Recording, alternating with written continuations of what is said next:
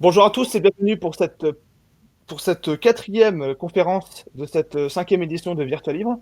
Le thème d'aujourd'hui, l'arbre à créatures. Pour en parler avec nous, du coup, Oriane, salut à toi. Oui, donc voilà, c'est un petit outil que je vais vous présenter aujourd'hui. Euh, Est-ce que tu pourrais te présenter pour ceux qui ne te connaîtraient pas déjà? alors en fait, moi je suis une auteure de 31 ans. J'ai déjà publié 4 ouvrages, 2 en maison d'édition, 2 en autopublication. Et D'accord. j'ai longtemps été membre de forums d'écriture et j'y ai remarqué certains manques en termes d'outils. Donc voilà, surtout francophones, dire les anglophones sont plus avancés que nous sur certains points. Et cet outil est entre autres pour recréer un bestiaire parce que voilà, j'en avais un peu marre à l'époque de voir toujours les mêmes créatures récupérées ou d'Harry Potter, ou du Seigneur des Anneaux et tout ça. Et donc je me dis que pouvoir donner des clés aux gens pour vraiment s'affranchir de tout ça et penser d'autrement des animaux était intéressant. Je n'avais pas D'accord. trouvé cet outil en tout cas. D'accord. Est-ce que tu pourrais un peu plus nous présenter en détail ce fameux arbre à créatures que tu as développé? Alors, je dis arbre parce qu'en fait, le principe est de penser par arborescence. Selon les options qu'on choisit, voilà, on peut partir sur d'autres questions. Alors évidemment, c'est à l'infini, hein. Moi, j'ai fait en sorte que ça tienne en feuille de A4 pour qu'on puisse facilement l'imprimer et l'utiliser. C'est un copyleft, on va dire, tant que vous me citez, vous l'employez comme vous voulez. Et en fait, je vous le mettrai à la fin dans les visuels, mais je ne veux pas vous le mettre tout de suite parce que j'aimerais vous le faire vivre. Alors, ceux qui en ont la possibilité, je vous invite, si vous voulez, à prendre de quoi écrire. Soit taper sur votre PC, vous ouvrez votre Word, soit vous prenez une petite feuille de brouillon à bic le temps qu'on discute. En fait, vous allez voir que c'est assez rapide, justement, c'est presque intuitif. Vous ne vous prenez pas trop la tête, vous voyez celui qui vous intéresse. Et puis quand vous mettez le tout ensemble, on va pouvoir en parler un peu après, vous allez voir se dessiner le reste en fait, parce que nous-mêmes, on pense par arborescence. Vous allez voir que souvent, on a les premières idées, le reste découle. Et donc, c'est beaucoup plus intuitif comme mode de création, d'où arbre à créature. Et j'ai même mis créature et compagnie, parce que sur le D'accord. titre du visuel, pour montrer qu'il y a un peu de tout après.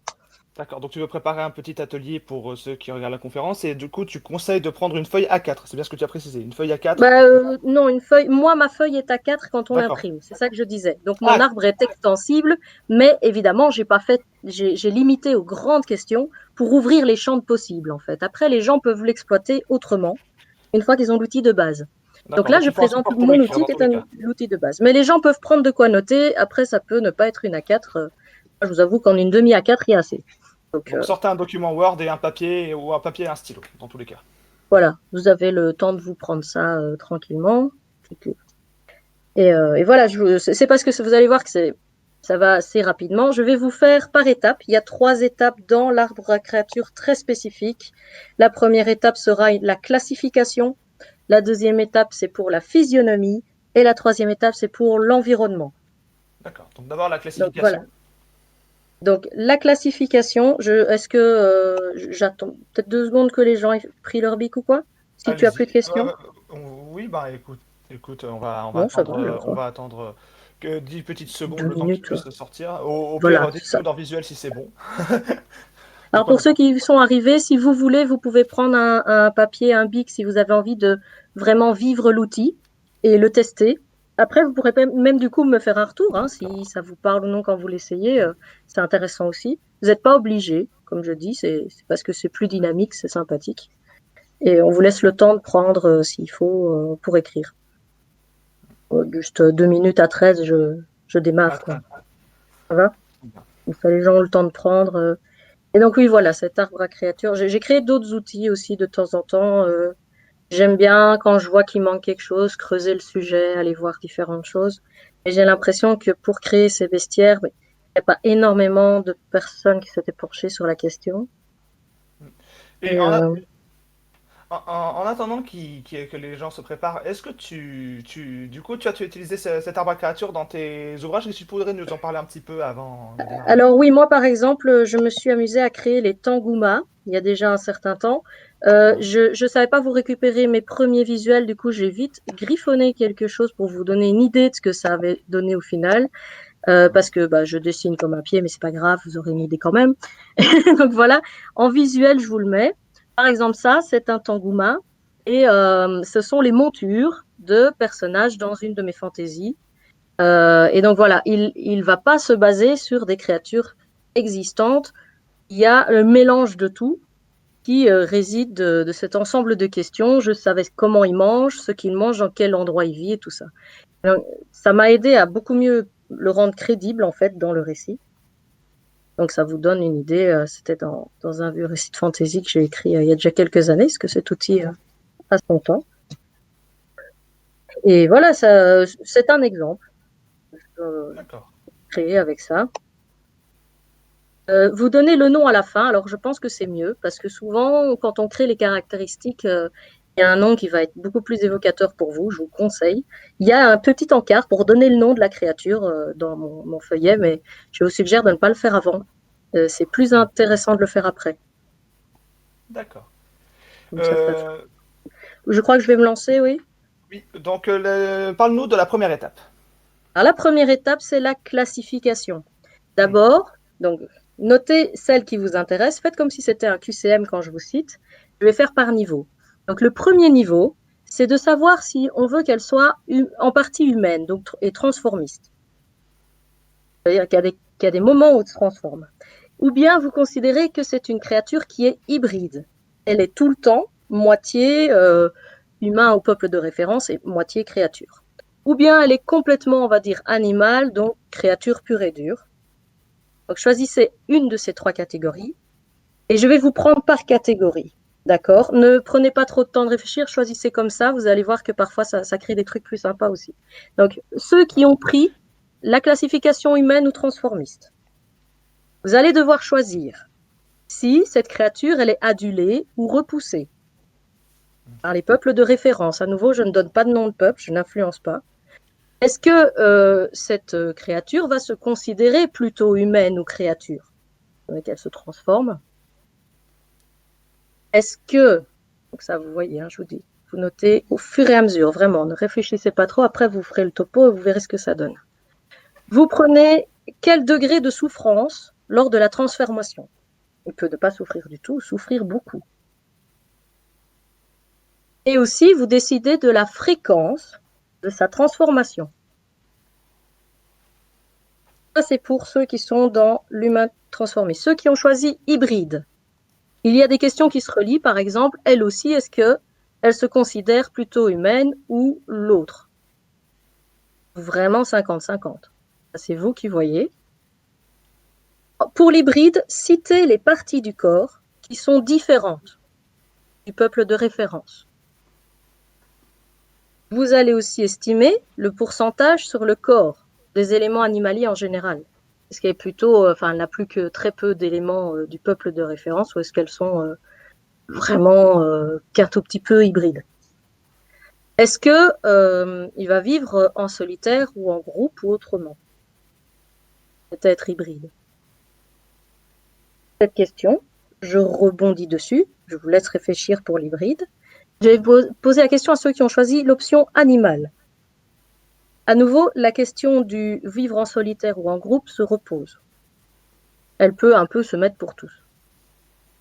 Pour l'animal, vous allez estimer quelles vont être les capacités qui seraient similaires à votre peuple de référence. Est-ce que, malgré le fait que les créatures soient animales, elles ont un langage, elles ont des rituels, elles ont une certaine réflexion, une construction ou autre? Vous allez voir quel lien vous lui donnez avec votre peuple de référence. Il y a des questions ensuite qui sont communes. Donc, quand vous avez fini votre classification et les questions qui en découlent, il y a des questions absolument communes à tous. Par exemple, quel va être le nombre de congénères? Est-ce que cette créature, elle est toute seule? Est-ce qu'il y a quelques clans? Est-ce qu'en fait, elles sont hyper dominantes sur la planète où elles se trouvent? Ça, vous devez le décider. Vous pouvez lui mettre un nombre mathématique ou mettre un terme. Est-ce que l'origine des créatures est naturelle, accidentelle ou artificielle? Ça ne va pas du tout créer le même background, donc c'est intéressant de se dire, tiens, j'aurais plutôt envie de choisir ça. Est-ce que les créatures en question peuvent se reproduire? Créature ou humain, à nouveau, je vous ai dit, ça dépend de sa considération. Est-ce qu'ils sont stériles ou ils se reproduisent? Est-ce que donc tous vos personnages ici, est-ce qu'ils sont attachés ou non au peuple de référence? Est-ce qu'ils vont vraiment vivre parmi eux ou vivre de leur côté? Est-ce qu'ils tiennent à avoir des communications? Au contraire, pas du tout. Ça, ce sont des pistes de réflexion qui peuvent aller pour tous. Donc voilà, là, vous êtes sur la première étape. Ça, c'est toute la classification. J'attends, je vais laisser peut-être un petit peu, 2-3 minutes, ceux qui veulent, et passer ensuite à la physionomie. Petite question, Oriane. Oui. Tu parlais régulièrement d'un peuple de référence, donc effectivement, un peu sur lequel se calquer pour essayer. Est-ce qu'il peut y avoir, par exemple, dans un ouvrage comme, je sais pas, un Star Wars ou les Seigneurs des Anneaux, enfin un ouvrage avec une faune très développée, enfin faune, enfin, tu m'as compris. Oui. Est-ce que on peut utiliser plusieurs peuples de référence ou il en faut une seule et de préférence celle qui est centrale à l'ouvrage? Peu importe, en fait, on sait qu'à partir du moment où on a choisi de se créer des créatures, on a son prototype de personnage qui n'est pas une créature. Vous voyez, c'est plutôt dans ce sens-là. C'est par D'accord. rapport à celui qu'on va estimer comme étant la physionomie commune, la physionomie de base du récit, le corps principal. Souvent, les créatures soit sont marginales, soit vont être comparées. Elles sont plus ceci ou moins ceci que les peuples que tu prends en considération. Donc, du coup, tu peux en avoir un ou plusieurs, mais c'est plus par rapport à la position que tu donnes, je pense, aux créatures en question. Parce que, bien sûr, ce qui peut être encore plus marrant, c'est si, j'ai même envie de dire, si ce sont des personnages de créatures qui sont les personnages principaux, ils viennent un peuple de référence par rapport à d'autres êtres qui vont devenir leurs créatures. Du coup, il faudrait que ça soit le peuple, la race, si je puis dire, centrale de l'ouvrage, c'est-à-dire les hobbits pour le Oui, c'est Seigneur des ça. Anneaux, Voilà, ce qu'on va estimer les... être celui qui va être la référence du lecteur, en fait, les liens pour Zelda, voilà. d'accord, ouais. Donc, c'est vraiment propre à chacun. Ça, j'ai envie de dire. C'est pour ça que je n'aimerais pas employer un terme trop. Justement, je veux qu'il soit très générique, parce qu'il D'accord. faut pas que les gens se focalisent trop là-dessus. Mais c'est vraiment parce Hmm. que quand on pense à une créature, c'est que dès le départ, on se base sur quelque chose qui est dans notre norme pour le rendre hors norme. D'accord. C'est plutôt une question de normatif, en fait. Je Hmm. vais faire l'étape 2. L'étape L'étape 2 2, qui est la physionomie. On est plus la sur physio. le corporel. D'accord. Donc déjà, il faudrait savoir si le corps, alors est-ce qu'il peut changer d'état? Parce qu'on va partir sur les trois arborescences, qu'elle est inconsistante, consistante, liquide.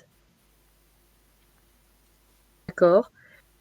Ça, c'est pour vous donner une idée justement d'abord sur la matière même. Est-ce que ça va être de la chair ou peut-être ça peut être d'autres choses?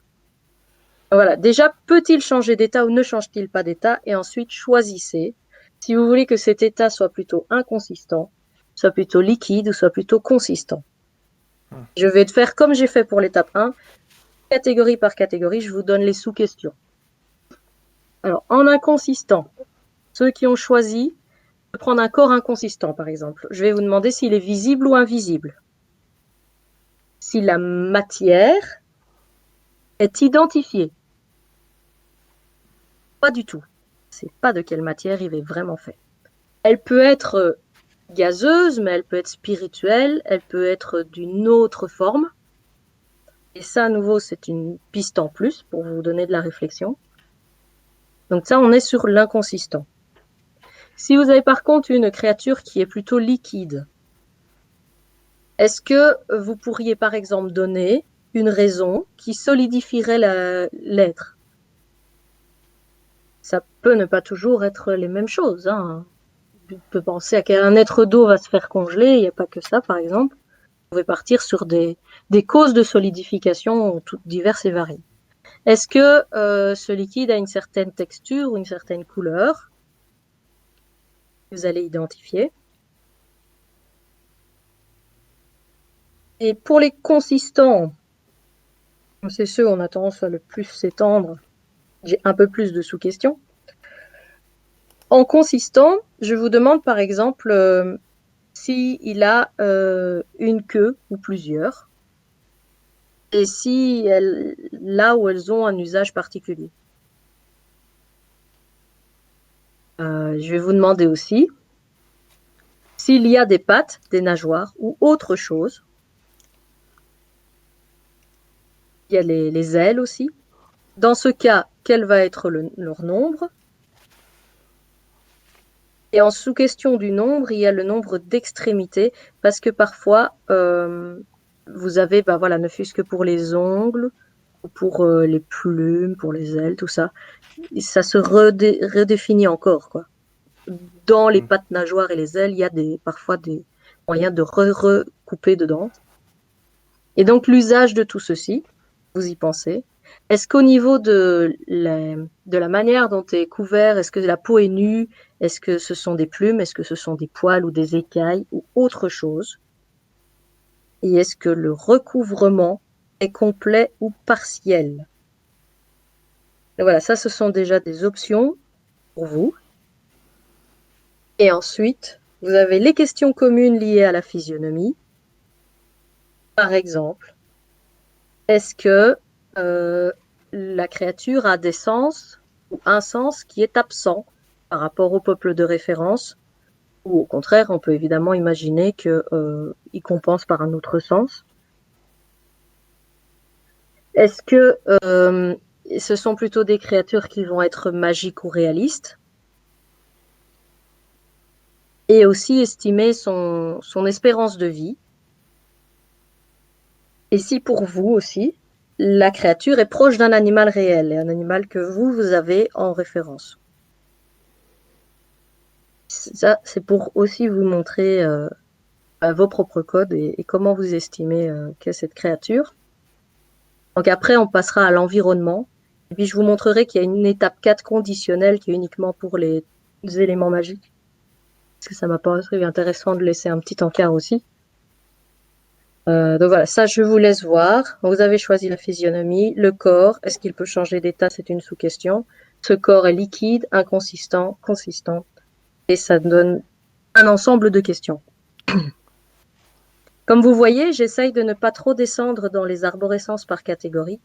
Parce que après, vous, de votre côté, vous pouvez toujours redescendre, redescendre, redescendre et peaufiner ce qui vous intéresse en fait.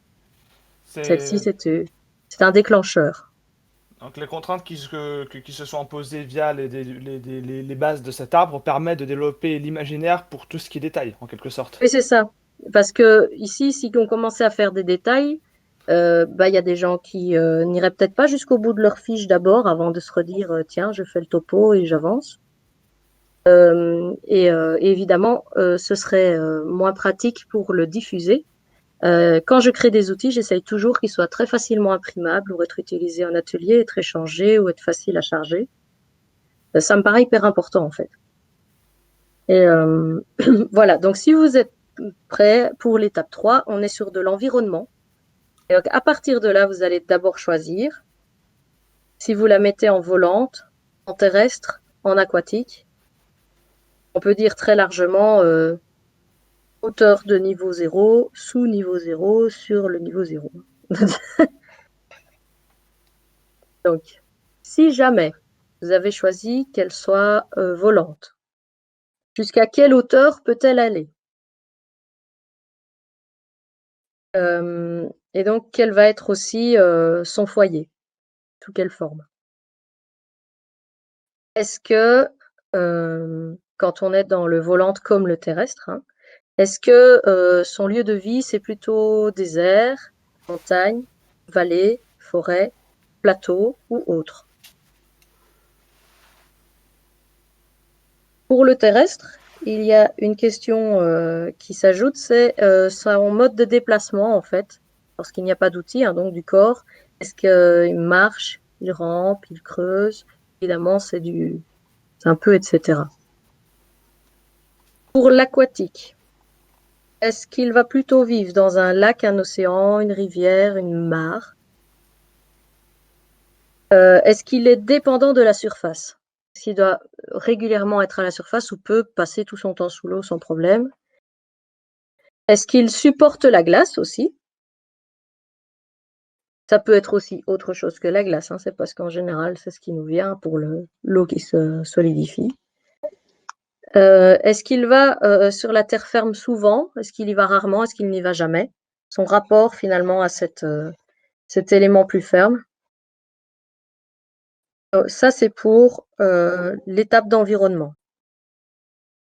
Et l'étape 4 qui est conditionnelle, c'est au cas où il y a des pouvoirs.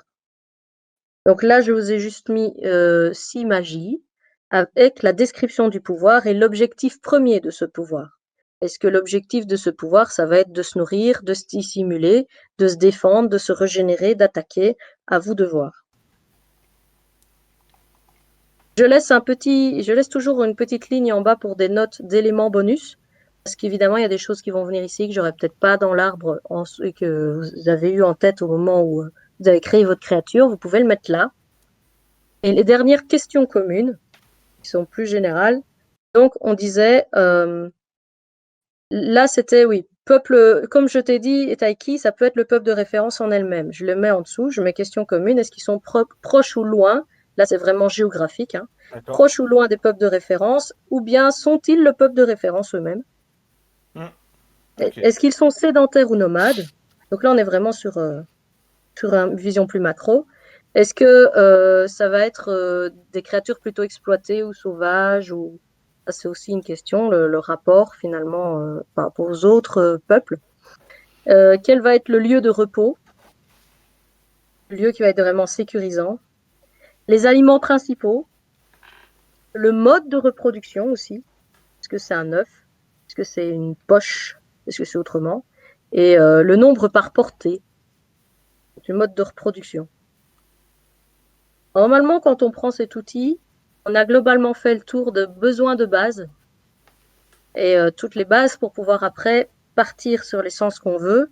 Donc, vous devez obtenir à la fin de tout ceci une créature dont vous avez les tenants et les aboutissants pour pouvoir ensuite développer votre récit ou l'ajouter à votre récit. Et moi, j'aurais aimé proposer aussi, pour faire la poursuite de ceci, avant la phase des questions, que les gens puissent aussi dire, ceux qui ont essayé de se prêter un peu au jeu, ce qui en est ressorti. Oui, très bien, on va faire ça. Est-ce que est-ce que ceux qui ont participé à l'atelier voudraient parler un peu de leur création improvisée? Voilà. Alors, moi, j'ai pris l'atelier en cours de route. D'accord. Par contre, comme il n'y a pas de support visuel, j'ai pas l'arbre, donc j'ai pas du tout réussi à raccrocher les wagons. J'ai voulu le mettre après pour ne pas influencer trop vite à la lecture, pour que tu ne suives qu'au fur et à mesure des questionnements. Je le mets ici parce qu'on a fini, mais je voulais pas le mettre tant qu'on n'avait pas fini. D'accord. Donc, du coup, j'ai vraiment pris sur la fin, donc ouais. Donc pas facile. Tu as quand même essayé quelque chose? Non, du tout, parce que j'ai essayé de chercher partout où est-ce qu'était le support, donc j'ai passé plus de temps. Non, moi, mais c'est parce que tu arrivé sur le bout, en fait. Oui, moi j'ai dit aux gens, je leur ai laissé le temps au début de la conférence s'ils voulaient prendre de quoi écrire quelque chose. D'accord. C'est pour ça que tu le sais pas, c'est parce que tu es arrivé après. À mon avis, tu n'as pas entendu. Il y en a beaucoup qui sont en cours de route. Oui. Est-ce que quelqu'un qui a pu suivre l'atelier du début à la fin peut nous parler de sa création? Si vous ne voulez pas parler en oral, je ne sais pas s'ils ont la possibilité de... Ils ont juste à se démute en fait. Il y a le bouton en bas pour décocher le micro, ils ont juste à faire ça. Vous n'êtes pas au plus obligé d'avoir tout fait. Hein. Ouais. Eril? Oui, bonjour. C'est-à-dire que, alors pour le coup, moi je veux bien en parler, mais c'est-à-dire que, comment expliquer ça? En fait, déjà, j'ai participé à cet atelier parce que j'avais déjà à peu près une idée à peu près conçue déjà d'un type de créature et c'était juste pour me donner un outil pour essayer de les faire un peu évoluer et faire évoluer un peu le concept. D'accord. Et, très bien. Et du coup, voilà, après, malgré tout, ça reste quand même un type de créature assez large, assez diversifié. Donc je sais pas si c'est une bonne idée enfin pas d'en parler, mais du coup voilà que. À la limite, si tu penses être trop long, tu peux peut-être dire si dans l'outil ici que tu viens de voir, ça t'a donné des trucs en plus. Ah Si tu penses bah que ce clairement sera ouais, trop long. ça m'a donné des aspects effectivement auxquels je n'avais effectivement pas forcément pensé. Alors attendez que je retrouve vite fait. Euh, Ouais, par exemple, voilà, par rapport à sa physionomie, dans le cas où c'est effectivement une créature consistante, euh, j'avais pas forcément pensé à, genre voilà, par exemple, s'il a une queue ou un autre indice utile, euh, pardon. Est-ce qu'ils en feraient un usage particulier, genre ce genre de choses? C'est vrai que très souvent, on pense à se dire, ouais, voilà, ça peut être cool, est-ce qu'il ait des ailes? Et après, on se dit, ouais, mais il en ferait quoi au final? C'est le genre de Mm. questions qu'on se pose pas forcément. Et je suis assez content du coup d'avoir pu participer à cette conférence parce que c'est vrai que ça donne des axes et des aspects sur lesquels on n'aurait pas forcément idée sur lesquels se pencher en premier. Et c'est plutôt cool. D'accord. Bah, merci. Moi, je sais que ça t'aura servi. Ah oui, pour le coup. Et ouais. Par contre, juste une petite question. Ça a été assez Oui. rapidement, du coup, je me permets. Au niveau du quatrième axe pour les pouvoirs magiques. Oui. Euh, Tu avais donné en gros pour quel objectif en fait il aurait ce genre de pouvoir. Tu avais mis se nourrir, se défendre, se loger, mais je crois que j'en ai loupé. Non, bah, c'est pas grave parce que regarde, l'outil maintenant, je l'ai mis dans le visuel parce que maintenant, on a fait le test Ah oui, d'accord. tel quel. Pour que ça ne vous influence pas trop vite, je préfère le mettre après, parce que sinon les gens regardent déjà la suite. Vous savez, c'est comme les élèves en classe où on leur dit vous ne retournez pas la feuille tant que j'ai pas lu les consignes, sinon ils commencent à lire tout le reste et ils vous écoutent pas. C'est le même procédé. Et Ouais, en ouais, fait, je vois. tu vois, donc c'est pour ça que j'ai dit que je préférais que ce ne soit après. Mais en fait, donc dans la magie, si tu vois l'objectif premier, j'ai mis se nourrir, se dissimuler, se défendre, attaquer, se régénérer ou autre, parce que ce sont des verbes qui se rapportent à des choses qui sont extrêmement essentielles et instinctifs. En fait, tu nais avec ça et puis tu vas en faire quoi et tes premiers usages vont plutôt vont pas être hyper pensés au départ. C'est que ta première chose que tu vas faire avec, c'est quoi? Est-ce que ça va t'aider à te nourrir? Ça va t'aider à te cacher? Ça va t'aider à attaquer? Parce que je pense qu'ensuite, évidemment, quand ils élaborent, si on a une communauté de créatures qui devient un peu plus élaborée, elle peut faire plein d'autres usages. Mais quel est le premier qui va venir, en fait? D'accord. Tu vois? Oui, je vois très bien. Oui. Donc, dans cette optique-là, c'était, voilà, je vous ai dit, vous n'êtes pas obligé de le faire, c'est pour faire vivre. Et aussi, je veux pas entendre qu'on me dise, ouais, mais je suis pas un auteur, alors moi, de faire un truc que ce sera nul. Parce que c'est justement des outils qui sont pour tout niveau. Le but est que ça aide celui qui débute dans l'écriture comme celui qui est déjà rodé. Généralement, je pense tous mes outils comme ça. Je veux vraiment qu'ils soient accessibles et en même temps suffisamment recherchés pour que ça te donne des trucs en plus, même à quelqu'un, comme tu dis, tu as déjà beaucoup pensé sur tes créatures et il y a peut-être déjà une partie que tu savais déjà répondre avant cet outil, mais ça va juste t'amener X% de plus de pistes, en fait, par exemple, dans ton cas. Oui, tout à fait, oui. Faire et- Alors voilà, je ne sais pas s'il y en a d'autres qui avaient testé faire un animal une créature ou un humain transformiste pendant l'écriture ici, pendant que je disais toutes les possibilités. Est-ce qu'il y en a qui vous ont plus parlé, peut-être? Euh, ah, du coup, Oui, je voulais poser une dernière question parce que je viens de capter qu'il en restait une. Excuse-moi. pas de Euh, souci. Est-ce que dans toutes les créatures que tu as créées avec avec cet arbre à créatures, est-ce qu'il y en a une dont tu es particulièrement fier? Euh, j'en ai créé que deux, trois parce que moi j'écris dans plusieurs genres, hein, pas que ceux qui nécessitent des créatures. Bien sûr. Mais oui, il y en a qui m'ont bien amusé. Enfin, il y a tellement moyen de faire des choses un peu gag en fait aussi. D'accord. Euh, Moi, par exemple, j'avais fait une humaine qui se transforme et qui est adulée, et qui en fait se transforme tous les 30 jours. Tu vois, au lieu que ce soit quelque chose qui soit à cause de trucs naturels, de machin que tu. En fait, elle sait quand elle se transforme, mais donc les autres aussi. Mm. Et ça donnait une autre perspective, par exemple. Je me disais, tiens, je vois pas beaucoup de créatures où quand elles se transforment, tu calcules vraiment le truc. Parce que même les loups-garous où tu as la lune, bah, si t'as pas la lune, des fois, t'en as qui se transforment pas ou quoi. Et ici, c'est peu importe où elle est, elle se transforme d'office.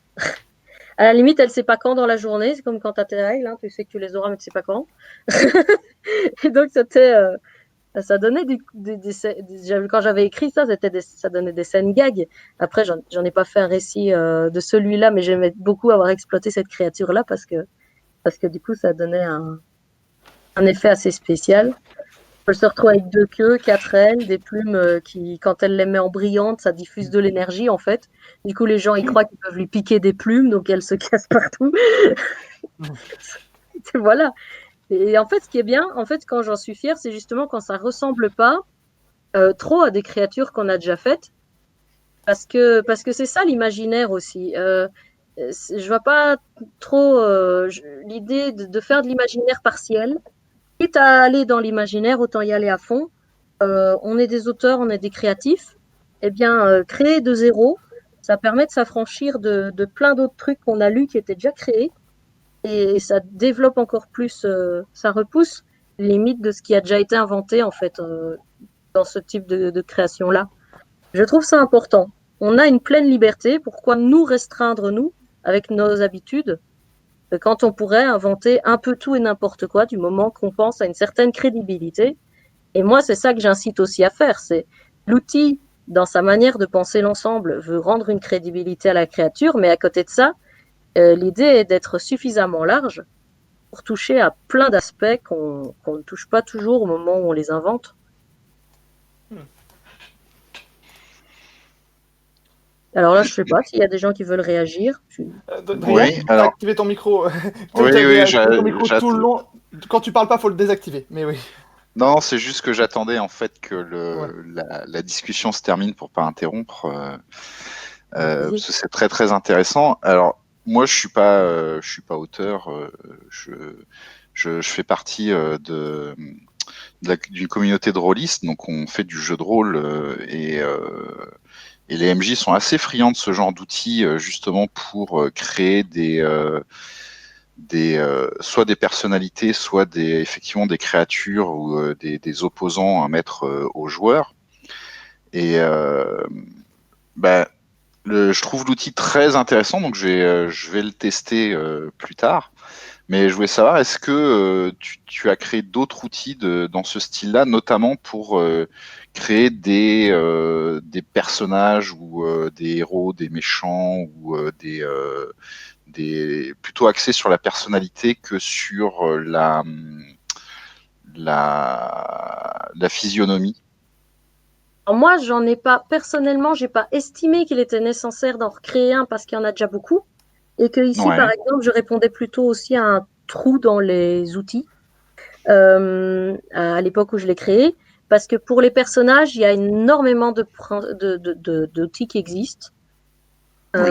Déjà rien que faire les tests qu'on ferait pour nous, on peut les faire aux personnages. Déjà ça développe pas mal. Hein. Si vous prenez les portraits chinois ou les questionnaires de Proust et que vous les faites vivre au perso, c'est déjà sympa.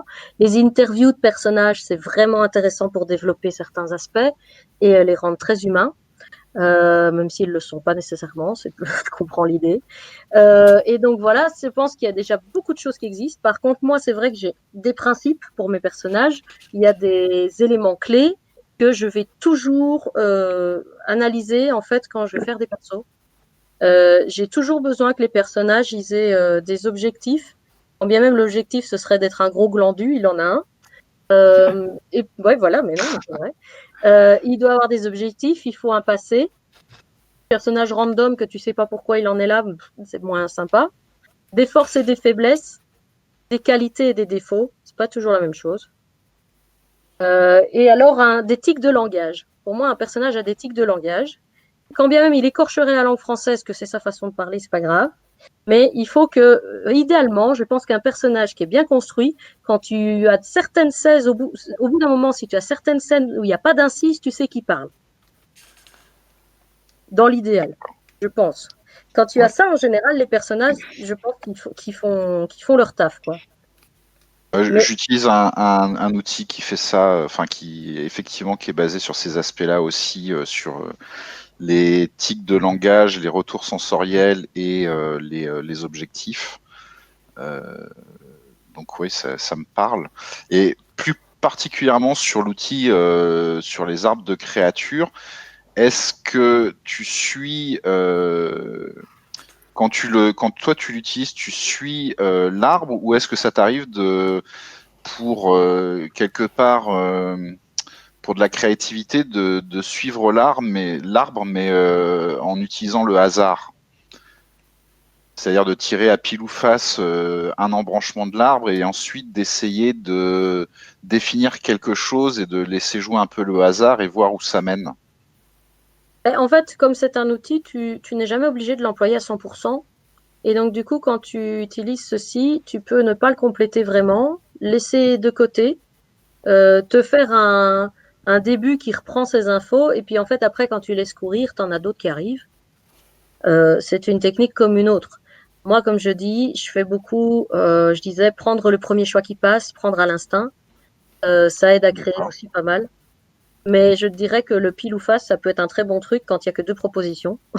Ça peut être très Oui, marrant. Donc, les outils sont là pour qu'on les prenne en main. Mais la manière de les prendre en main est toujours très libre. Je veux bien Marie? rebondir sur ça. Ah, ouais. Parce que Oui. Oui, les idées que tu nous as présentées dans ton outil, c'est plus une remarque, mais j'ai l'impression que ça pourrait être vachement intéressant d'en faire une alternative, mais où l'environnement serait vraiment au niveau 1. Parce que je pense que quand tu crées des univers fantasy, Ouais. tu vas peut-être d'abord partir du voyage de tes personnages et des genres de lieux où ils vont aller avant de peupler ces lieux-là. Et je sais pas, j'ai l'impression qu'en fait, ton outil, il pourrait vachement bien fonctionner aussi si tu mettais l'environnement au premier plan et Ouais. ensuite développer quel genre de créature pourrait vivre dans cet environnement-là par rapport à ses caractéristiques. Oui. Moi, c'est vrai que j'ai pensé l'outil pour un univers où il y aurait plusieurs environnements. Et du coup, ça obligeait à choisir son environnement. Mais qu'à partir du moment où on avait créé un personnage qui était, je sais pas moi, aquatique, ben, l'environnement pouvait pas trop être le désert. Mais c'est vrai que j'avais plus pris dans ce sens-là. Parce que c'était partir de la créature quand on n'a rien, au départ. Parce que justement, quand tu as quelque chose, tu n'as plus besoin d'aller travailler sur cette étape dans l'outil. Enfin, je sais pas si tu vois ce que je voulais dire. Mais je comprends ta réflexion dans le sens où si tu crées d'abord tes personnages et ton univers avant d'avoir des créatures qui y vont, tu auras déjà une bonne partie de cette part de l'outil qui sera dans ta tête, en fait. Est-ce que quelqu'un d'autre aurait une question à poser?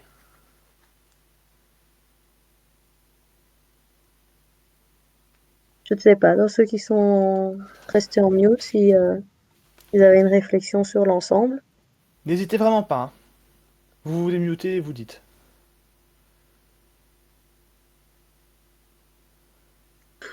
Je rappelle que je l'ai mis dans muet, hein, dans les visuels, pardon. Dans les visuels, j'ai mis le... On rappelle à tous ceux qui regarderont la rediffusion de la conférence que pour voir les visuels, il faut aller sur le serveur Discord de Virtual Livre. Voilà. Ouais.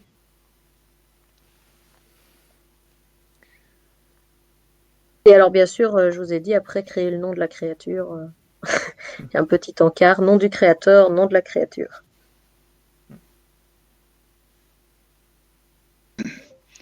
Bon, je vais reprendre la parole. Vas-y. Vas-y. Bon, moi, j'ai pas suivi l'atelier en entier, donc je suis un petit peu, bon, c'est dommage. Donc, je regarderai le truc. Peut-être proposer aux gens qui n'ont pas forcément parlé ou qui n'ont peut-être pas fini l'atelier de poster leur création quelque part sur Virtualive. Il y a peut-être un endroit où on pourrait poster parce que moi, avec Blabla. plaisir. Bah, Ouais. ils peuvent poster dans le salon visuel qui est juste au-dessus de l'entrée. Voilà. Ah, le salon visuel, moi, j'ai pas le droit de poster dedans. Ah, tiens donc. Pourtant, il y a... Ah oui, d'accord, non, ok, il y a des... Non, mais il y a Blabla aussi. Il y a Blabla oui, effectivement. Je Vous pouvez pense poster que sur ça Blabla m'aurait indiqué. et vous Mais précisez bien ouais. vous précisez bien que c'est Plus l'arbre à tard. créature. Que c'est bien, que ça vient de Ouais, cette ouais. conférence. Vous précisez que c'est par rapport à cet arbre et puis on pourra aller le voir. Et là, tout le monde peut réagir et répondre. C'est dans les discussions et au-dessus des vocaux habituels. Vous Ouais, remontez en moi, fait. ça m'intéresserait de voir ce que ça a donné pour d'autres, Mm. effectivement. Donc, voilà. Très bien. Et ben, ok. Ben, postez sur Blabla et d'ailleurs, ceux qui regardent la rediffusion sur YouTube et qui sont en train d'expérimenter chez eux, n'hésitez pas aussi à partager votre création sur le Blabla Art de Virtual Livre. Ouais, ça fait toujours plaisir de voir ce que ça peut donner. Et donc, c'est aussi pour ça que j'ai dit, est-ce que c'est un problème si je le mets un peu d'abord en scène pour que les gens pensent aux possibilités avant qu'on en parle? Parce que je pense que si je l'avais mis d'emblée, on aura dit, ah, je ne sais pas, je m'y retrouve pas. Tandis qu'ici, on sait plus ou moins comment la chose est pensée. Et c'est fait exprès aussi hein, que je mette l'arborescence parce qu'en fait, quand vous allez utiliser l'outil, vous allez rentrer dans ce mode de fonctionnement, un peu comme vous auriez avec le brainstorming ou la carte mentale. Ça donne une manière de penser les choses qui fait qu'en dehors de l'outil, vous pouvez maintenir cet effet-là. Se dire, ah, maintenant que j'ai répondu à ça, ça me révèle telle question, telle question, telle question. À nouveau, je vous dis, ne vous arrêtez pas à votre outil seul. L'outil est là pour faire une base sur laquelle vous allez rebondir encore. Et elle vous donne le chemin en vous faisant rebondir une ou deux fois. C'est évident que j'aurais pu encore, pour certains, descendre de 2 niveaux sans problème. Mais comme ici, ça doit être pour s'adapter aux besoins de tout le monde. L'idée est d'abord de poser les bases et que ceux qui ont envie d'aller plus loin réexploitent ce mode de fonctionnement pour aller jusqu'où ils veulent.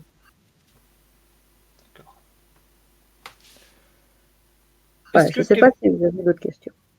Ouais. Pardon. Est-ce que quelqu'un d'autre a des questions à poser?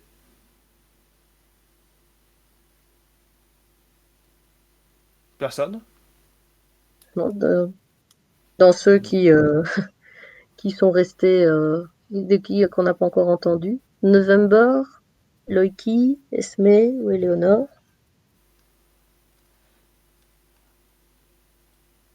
Être pas timide. Je vous jure que je mords pas. Moi, je suis catégorie humaine non transformiste. Non, mais ça arrive dans certaines conférences qu'il y ait pas que ça soit. C'est bon signe. Ça veut dire que tu as été suffisamment clair durant ta conférence et du coup il n'y a pas de questions à poser spécialement. Ça arrive. Oui, bah voilà, c'est parce qu'en plus, j'ai d'autres outils, mais celui-ci était celui qui se prêtait le mieux aussi à l'ambiance halloweenesque. Oui, effectivement. Bah, écoute, merci de nous l'avoir présenté. On va du coup clore cette conférence s'il n'y a pas d'autres questions. Merci à tous d'y avoir assisté. Merci à toi, Oriane, de nous avoir présenté cet outil. Pas de souci. Est-ce que tu aurais un petit mot pour la fin? Comme je vous disais, l'imagination n'a pas de limite, sauf les vôtres. Alors, il faut les repousser un maximum. Les codes, les trucs qu'on a déjà lus. Hop, de temps en temps, vous faites table rase, vous repartez de zéro et vous verrez ce que ça donne. D'accord. C'est sur ces mots pleins de sagesse qu'on conclut cette conférence. Merci à tous d'y avoir assisté. La prochaine conférence a lieu vers... Attendez, il faut que je ressorte le planning parce que j'étais concentré sur la conférence. A lieu de 18h à 19h30. La peur dans les jeux vidéo avec Moondark. Donc j'espère vous y voir nombreux. Et pour les autres, une conférence sur le thriller de 20h30 à 22h avec Séverine Lanté. Et pour les autres, eh ben, je vous souhaite une bonne journée et un bon salon Virtual Livre. Merci à tous! Merci!